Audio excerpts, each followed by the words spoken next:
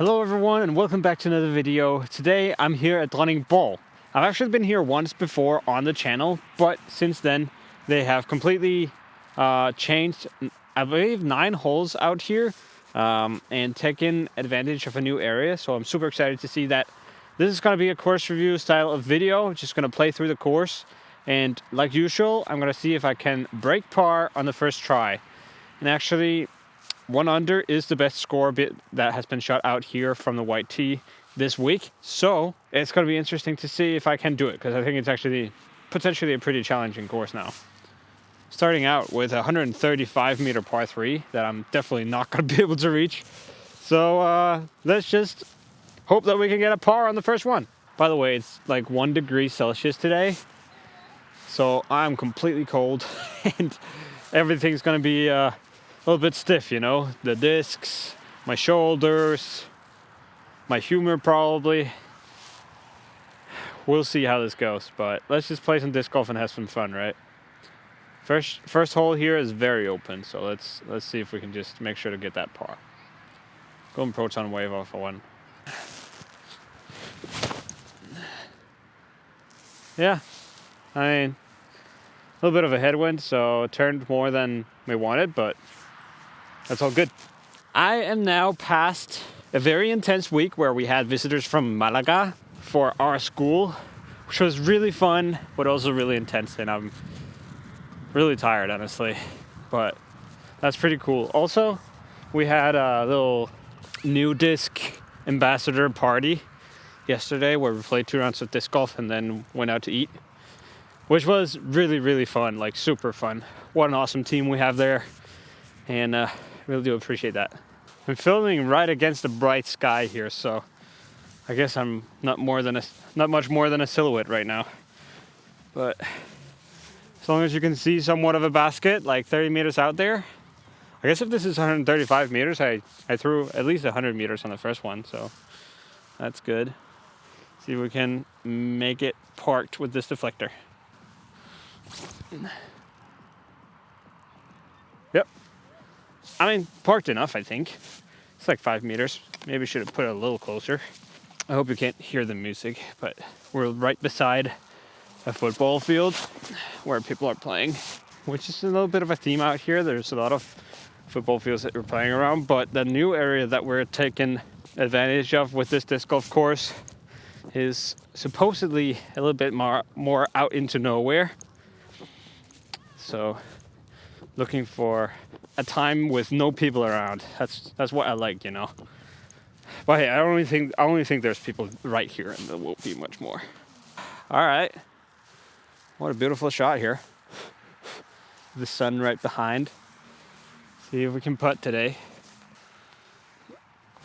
No.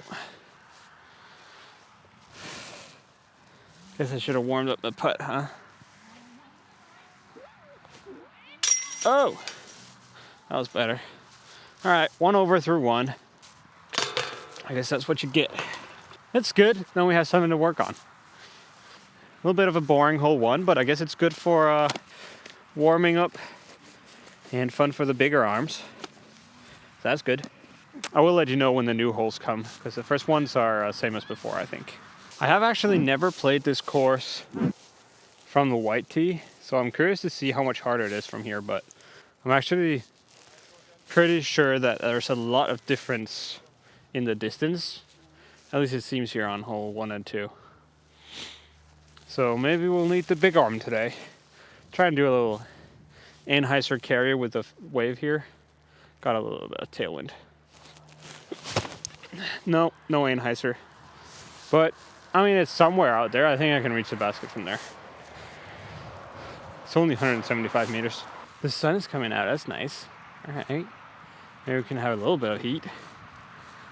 Yeah, I think I have like 95 left or something.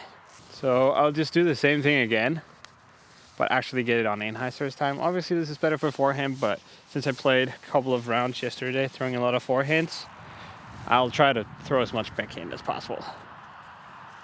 All right, let's actually get it on Annie now. Okay, never mind.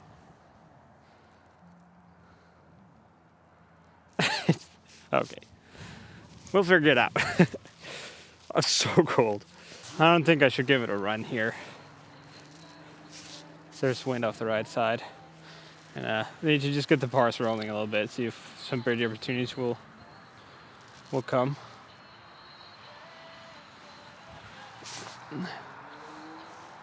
Push it, wind. Oh no, another 6-meter putt. I have no feeling for the disc. Uh-oh.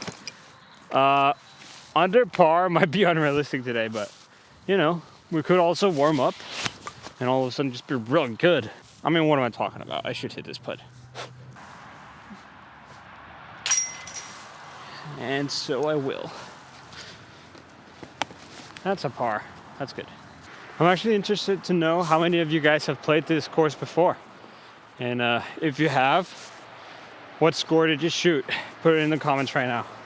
Okay, so this one has actually been changed a little bit, moved a little bit back into the right, but it is just behind those trees over there, the basket. So just gotta throw it hard on the first shot.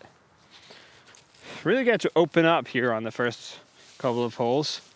And then I guess make sure to go a little bit left so I have an open angle in with the second shot. It's only 167 meters, so distance, again, should not be the problem. Okay, I need to get this one on Anheuser now. It's getting embarrassing. Hey, I got on Why did I do that? Why did I try so hard to get on Anheuser when I actually needed it to go straight for once? I mean, it was a principle thing.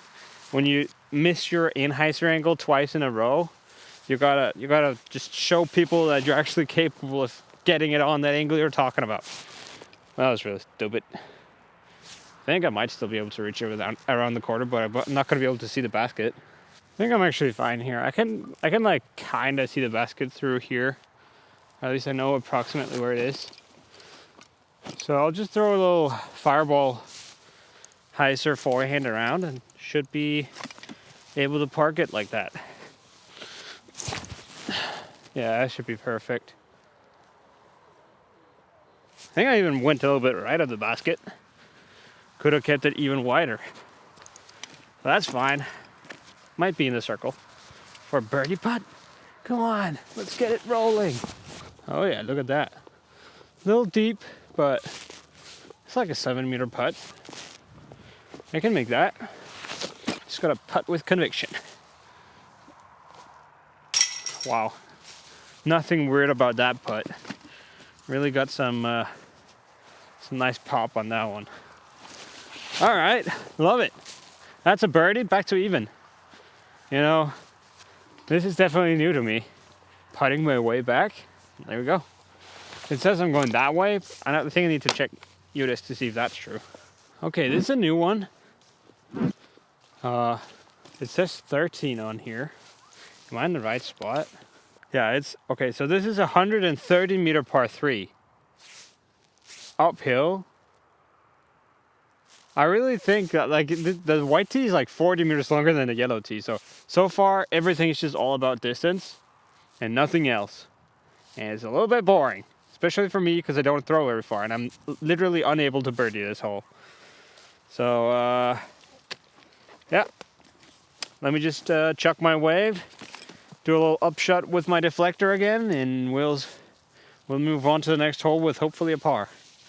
A little bit muddy this tee pad because it doesn't get any sun. Oh yeah, that's a nice flex. That's pretty much all the distance I have in the winter. And I'm like 40 short. Obviously this area is the one that the course was in before. So not really any of the new stuff. And this is, I guess they're trying to make it pro level, which is fine, like distance wise, but it's just only distance, which is a little bit boring. But these are the open holes, and the newer holes are supposed to be a little bit more in the woods. So I'm excited to try out those. Probably more my style. I literally didn't even make it to the red tee, so that's a little bit embarrassing. Still should be able to save a par though. OB on the right side and behind at least, so people can't just rip it. Yeah, that's good. Again, a little short. I need to work out the distance on that deflector. Need to throw it a little bit harder than I feel like I should. But we're good at putting today. That's so comfortable. Like actually being able to hit a good putt feels so good. Okay, so this is where the course actually starts for me, I think. So good thing I'm even par so far. 80 meters. Just around the corner here, pretty much. Around just like a pushing hyzer is what I believe we're going for. I might go for a nice and controlled servo. What was that? What's that kick? I hit like the smallest little branch and it ripped it over on Anheuser and kicked it to the right. That's crazy. Thought that was a good shot. Yeah, those branches are tiny. That definitely should have just been a park job. But I guess just don't get near those branches next time. Throw a little backhand proxy here. Oh, that's nice. It's parked. Okay, we'll take a par then. Putting with mittens. Succeeded. All right, that's a par. Now I think I'm getting out into the territory that I have never been in before. So curious to see what's gonna happen next. Oh wow, this actually looks amazing. Like this looks like a real disc golf property. Let me just see. 177 meter par 5 it says. Yeah, that's what it says. I think on the first shot we're just pushing out this gap and getting as far left as possible. And then it just goes straight for a long time. Potentially eagleable if you get a really good shot, I think. But I'm not sure. I'm surprised it's a par 5, that's what I'll say. Really got to get left here, not be too deep. So I'm just going to throw a Tesla. Wow. So that was really lucky. I shanked that one like right on that. Well, I think I'm at the short tee now. So hopefully that is in a good position. This looks a little bit confusing. Okay, I can see the basket. And kind of seems like there's just pretty much no line. Maybe there's like a high flex line, that's what you're supposed to do. I'll try that. But kind of looks like it's a par 4 where they just forgot to cut down the trees and then they called it a par 5 because of the trouble. I'll try. We'll see what happens.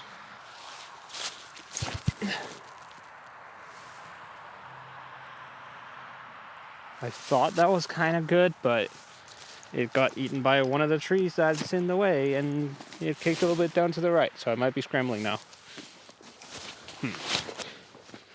Seems like missed opportunity so far. So this is like where you're supposed to land and go through this fairway, but there's no fairway, so I couldn't give a single monkey for this fairway. Everyone and their mom will just spray and pray through these trees or try to throw over them. This is a par 4 that's not done, and it's being called a par 5 because of it. A little bit disappointing. I ended up out here though, so I'm making it a par 5 pretty good. Maybe I can get up through there and then get it enough right to actually get to the basket in 3, have a putt at it. I'm not good at this, so could be interesting.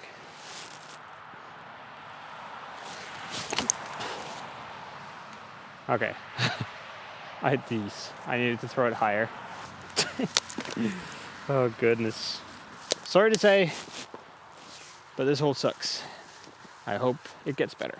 Very easy to make it a good hole though, by just cutting down the middle trees to make like a nice corridor through here that you can actually aim at and then just make it a par 4.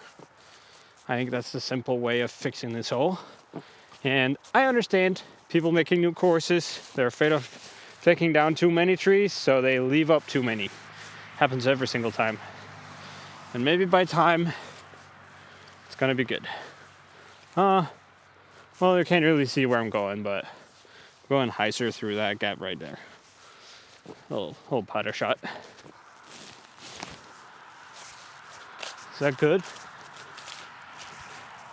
Okay, it's like 7-8 meters short or so, so if I can putt, I'll get my par. By the way, somebody did recommend me to come out here, and they're probably from this local community. And I'm sorry if you feel like I'm a little bit too harsh on these reviews, but I put a lot of pride in being brutally honest so we can all get better courses. So you're getting my honest opinion, and you can do with it as you wish. And no matter what, I really respect you for putting in that course in general, like doing stuff for the Danish disc golf community. This is, I guess, my lazy part of getting good courses. At least that's what it's supposed to be. Currently, I'm just the best putter in Denmark right now, so that's gonna help me out with hitting my goals. Oh, and by the way, I'm definitely looking to make disc golf courses in the future, so if you ever have a project and you want my eyes on it after seeing how I look at course design, please call out to me. I'd love to come have a look and have fun with it. And I will build my own from the very bottom at some point in my life. So that's when you all will be able to judge me on my design, because I know it's harder than you probably think. Oh, I should note, I just walked past next tee sign, which is really important because there's another tee right here, which is not the one that we're going to. So thank you for that. Really love the signage. Okay, so here we have a par 4, 140 meters or so. Looks like a yellow tee is pretty much like a straight shot. There's OB on the left side. But here from the white tee, it's a forced flex forehand. I think.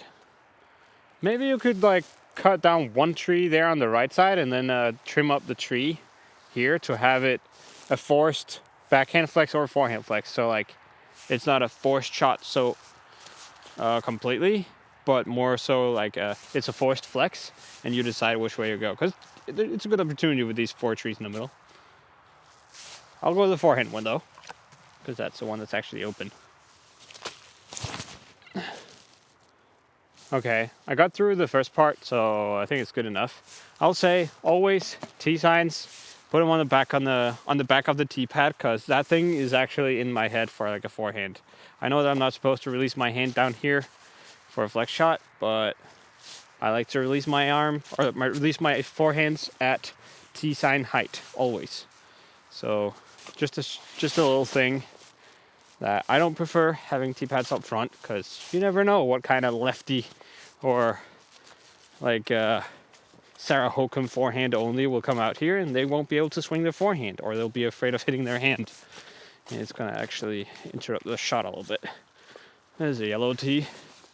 I like this one better because it has a little bit more options. Actually, I don't mind the white tee. I think it's good. But like I said, I would prefer also having the backhand flex, because the backhand is otherwise completely impossible. Basket is straight to this gap and a little bit to the right. I think we have like 75, 80 meters left. I'll just throw a 5-ball, or maybe even a Tesla forehand actually, because it needs to go straight for a little while. Seems like a fairly easy hole, this one, but there's OB, so.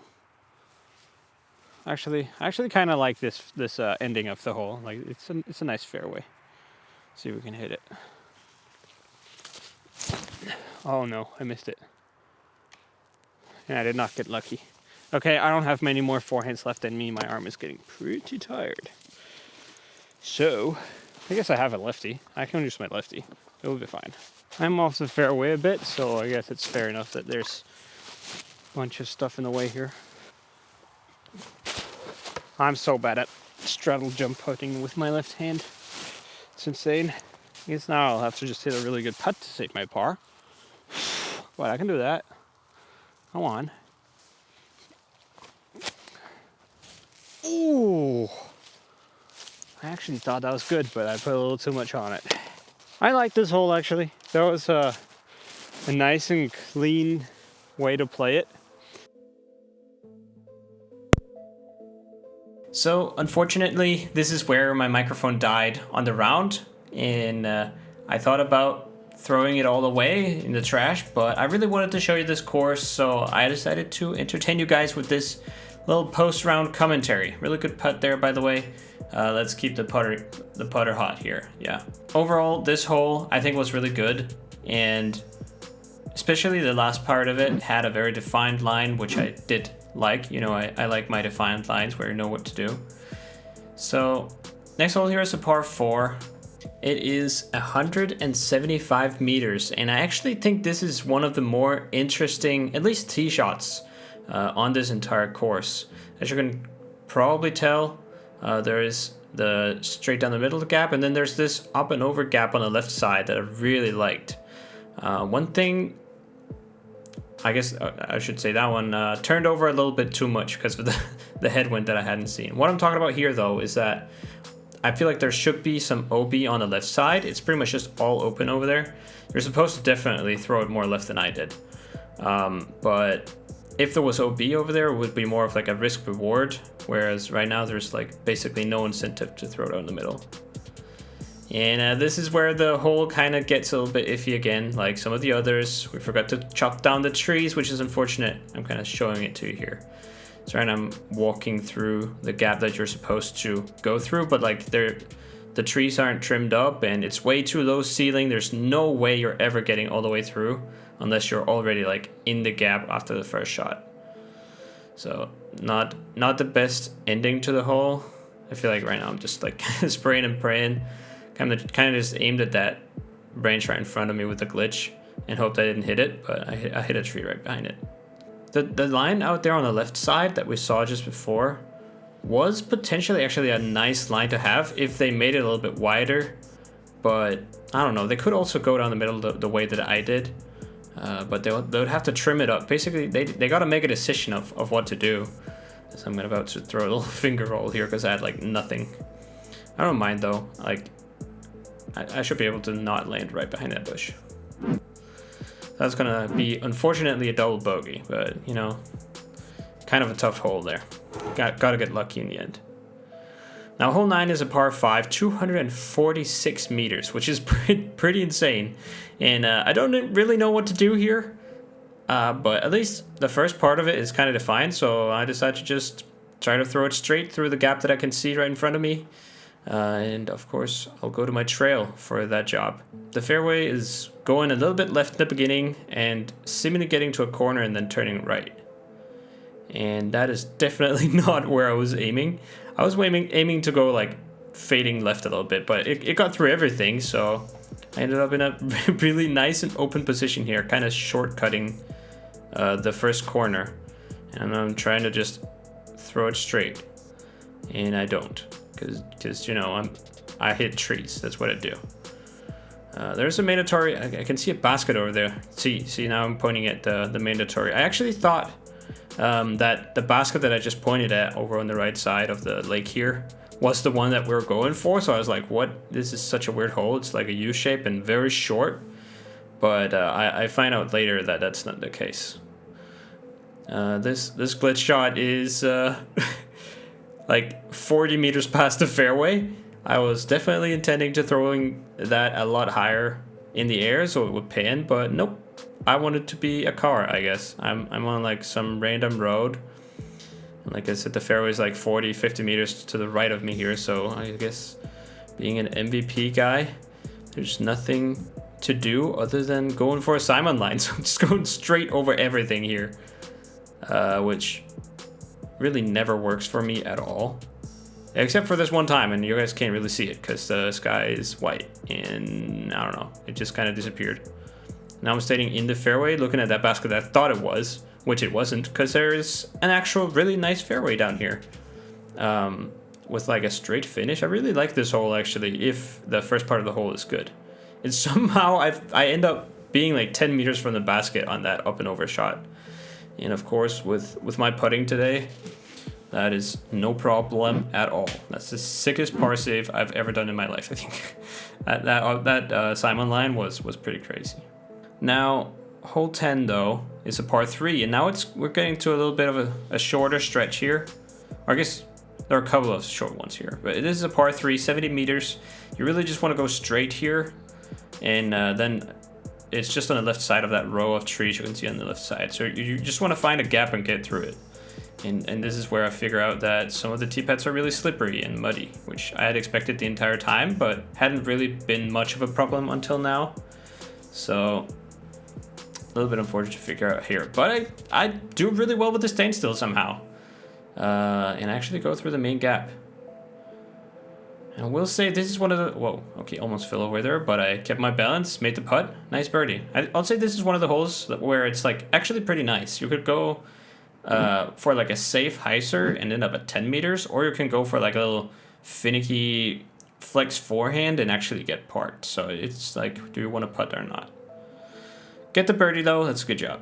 So hole 11 is a par 4. Now we're actually going to that basket that I was pointing at before down by the lake. But this is a dog leg right kind of thing. It is 125 meters, and the first shot you just gotta get like 90 to 100 meters straight through this jungle. There is absolutely no line to see here. It's literally just small trees all over the place, and you're just spraying and praying. And like I said earlier, my forehand was getting a little bit sore, so I decided to go for my first lefty of the day with my retooled time lapse. Can't really see it here, but do nick off a tree a little bit, and it ends up flexing out perfectly. And I'm right at the red tee here, actually, which is, I guess, also a little bit of a theme that you want to kind of land at the red tee for the par 4s.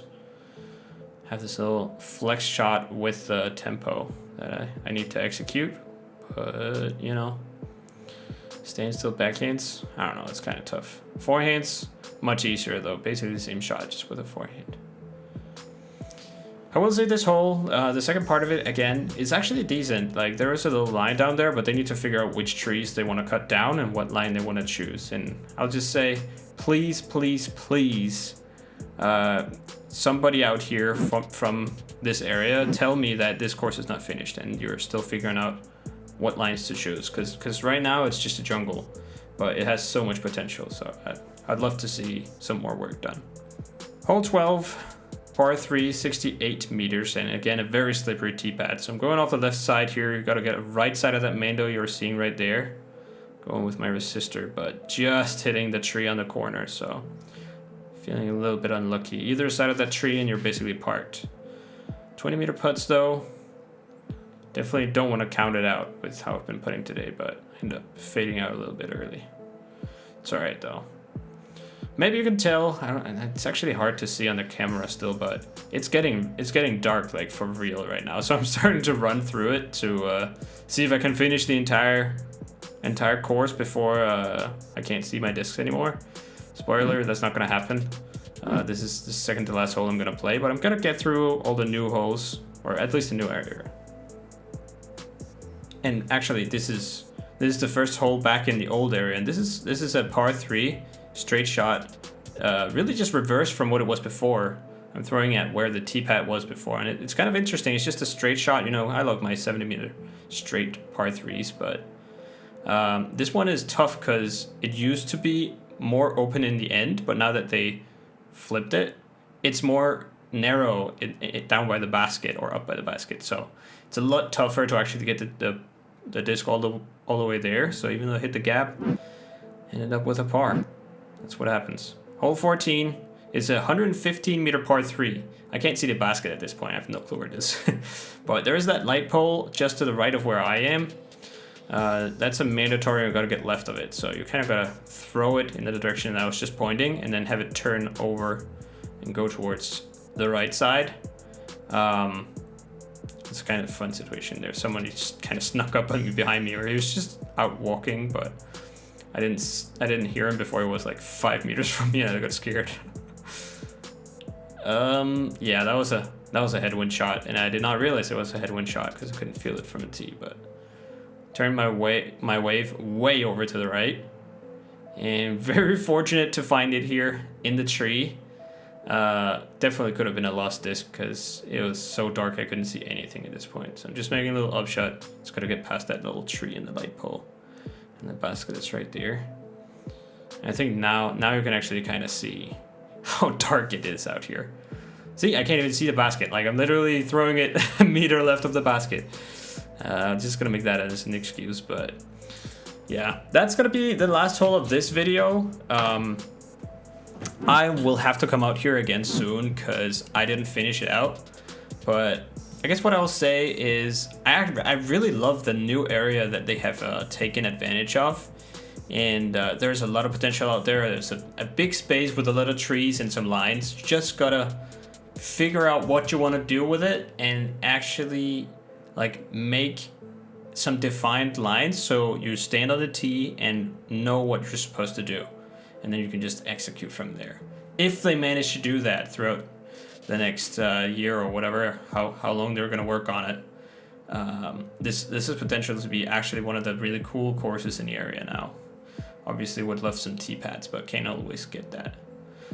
I think there's nothing much more to say other than hit that like button if you enjoyed this video and let me know which course you want me to go to next. Grænsted, the redesign in Grænsted is definitely on my list and on my radar. I'm trying to figure out time to get down there, but other than that, let me know. And I guess there's nothing left to say other than thank you so much for watching the video. Have an amazing rest of your week, and I'll see you next Tuesday.